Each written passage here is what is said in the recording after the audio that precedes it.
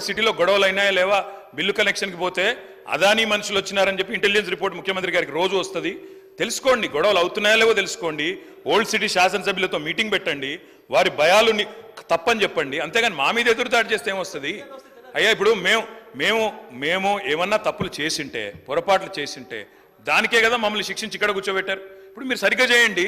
మేమేమంటున్నాము, డిస్కామ్లు ప్రైవేటీకరణ చెయ్యము అని కుండబద్దలు కొడుతూ ముఖ్యమంత్రి గారు మీరు స్టేట్మెంట్ ఇవ్వండి. అదానికి అప్పచెప్పము అని స్టేట్మెంట్ ఇవ్వండి. అదానికి బెదరము అని స్టేట్మెంట్ ఇవ్వండి. అది ఎందుకు మాట్లాడట్లేదు? మీరు ఎందుకు భయపడుతున్నారు? ఎవరి కోసం భయపడుతున్నారు? మళ్ళీ ఎదురుదాడి ఎందుకు దాని మీద? దయచేసి నేను మిమ్మల్ని కోరేది ఒకటే, మేము ఆనాడైనా ఈనాడైనా పబ్లిక్ సెక్టర్ అండర్టేకింగ్స్ విషయంలో we have abundant clarity. Hyderabad metro విషయంలో కూడా ఇవాళ ముఖ్యమంత్రి గారే మున్సిపల్ డిపార్ట్మెంట్ చూస్తున్నారు. హైదరాబాద్ మెట్రో విషయంలో కూడా కేంద్ర ప్రభుత్వ సహకారాన్ని అడిగినాం, ఎన్నడూ రాకపోయినా మేము ఆగలేదు. మేము దాదాపుగా 415 కిలోమీటర్ల మెట్రో ఎక్స్పాన్షన్ ప్లాన్ చేశాం.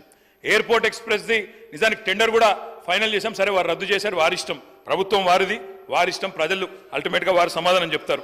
అధ్యక్ష, ఒక్క ప్రయత్నం కాదు అధ్యక్ష, ఎన్నో ప్రయత్నాలు చేసి ఎన్ని ఆంక్షలు పెట్టినా, ఆర్థికంగా ఇబ్బందులు పెట్టినా గత 10 ఏళ్లలో తెలంగాణ రాష్ట్రాన్ని బ్రహ్మాండంగా భారతదేశంలోనే అగ్రగామిగా నిలబెట్టాం. కానీ బాధ ఎక్కడ అనిపిస్తుంది అంటే అధ్యక్ష, వాళ్ళేమో డబ్బులు ఇవ్వరు, వాళ్ళు సతాయిస్తారు. మీరేమో ఇవాళ రాష్ట్రంలో పదవుల్లో కూర్చొని ముఖ్యమంత్రిగా మంత్రిగా ఉండి రాష్ట్రం మీద నిందలేసే విధంగా మాట్లాడితే అప్పు ఎక్కడ పుడుతుంది? కొత్త పెట్టుబడులు ఎక్కడి నుంచి వస్తాయి అధ్యక్ష? బ్రహ్మాండంగా ఉన్న రాష్ట్రాన్ని దివాలా తీసింది, ఇన్ని వేల కోట్ల అప్పు, ఇంత కడుతున్నా అంత కడుతున్నా అని స్వయంగా ప్రభుత్వ పెద్దలే మాట్లాడితే రేపు ఎవరైనా వస్తారా అధ్యక్ష మన దగ్గరికి? దయచేసి నేను మిమ్మల్ని కోరేది ఒకటే అధ్యక్ష,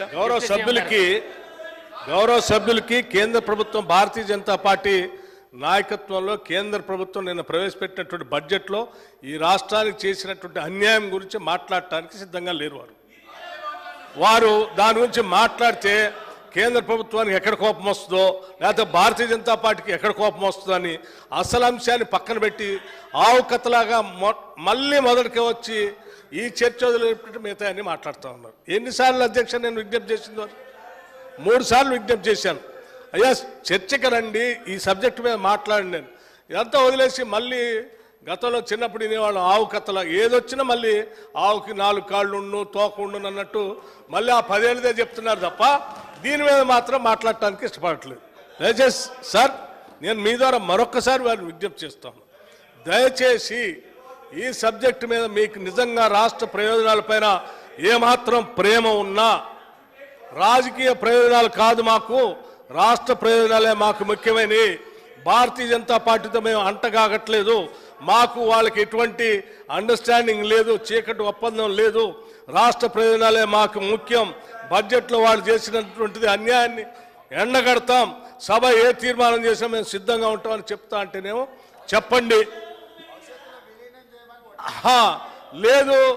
లేదు వాళ్ళు చేసింది కరెక్టే, వాళ్ళతో పాటు మా పార్టీని కూడా అందులో విలీనం చేస్తాం, మేము అంతా కరెక్ట్ చేసామని మీరు ముందు పోదామని చెప్పి దాని మీద మాట్లాడకుండా పాత కథని ఆవు కథని చెప్తా అంటే గౌరవ సభాపతి గారిని కోరుతాను, ఇంకో సభ్యులైనా మాట్లాడించండి, కనీసం రాష్ట్రానికి న్యాయమైన జరుగుతుంది. అధ్యక్ష కేటీ రామారావు గారు కన్క్లూడ్ చేయండి, సబ్జెక్టే మాట్లాడండి. ఎందుకు సార్ భయం అవుతుందా? వాళ్ళకు భయం అవుతుందా? అదాని గురించి మాట్లాడితే భయం అవుతుందా?